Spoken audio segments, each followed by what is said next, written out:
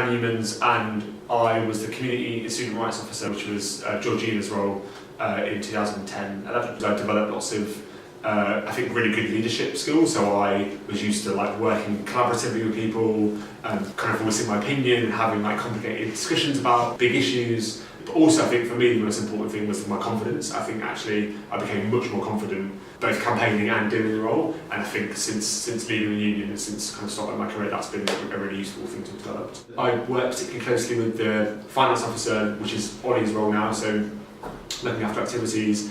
And that was the beginning of a really exciting agenda around trying to make sport particularly more inclusive and more accessible. I was really passionate about that, and that I think was a really exciting time. Straight after graduating, I moved to London and started on the graduate programme at KPMG, a big kind of accounting consulting firm. So I spent my first year in the private sector, beginning to train to be an accountant, working with lots of different organisations, and really putting to use that confidence that I built whilst at the union.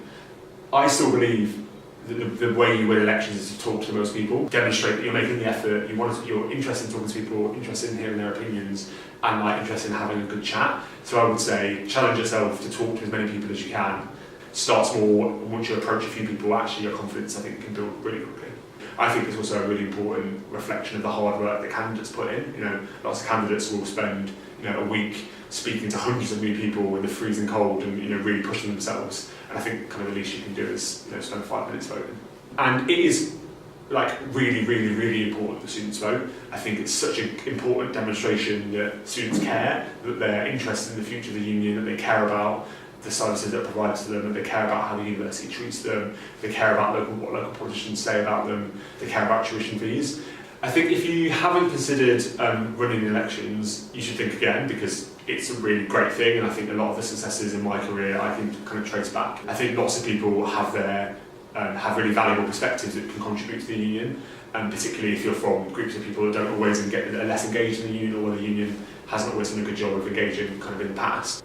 The advice I would give to people that end up in the role of student officers is to really invest some time in finding a way to work collectively. I think actually it can be quite isolating. Suddenly if you win an election, you're in this new position that you haven't got any experience directly of doing, and it's a very different organisation compared to where experience you might have in the past. And actually if you can find some common ground with your fellow officers, and you might not agree on everything, but if there are some priorities you can agree to collaborate on, I think you'll be much more successful. And then also remember to try to keep talking to students. I think it can be a bit easy to sort of, at least it was when I was an officer, to kind of have this really exciting period of the election and then kind of retreat back into an office and behind a computer and behind emails. I'd say kind of push yourself to still talk to students as often as you can and find out what's interesting them, what's upsetting them, what's frustrating them about being a student.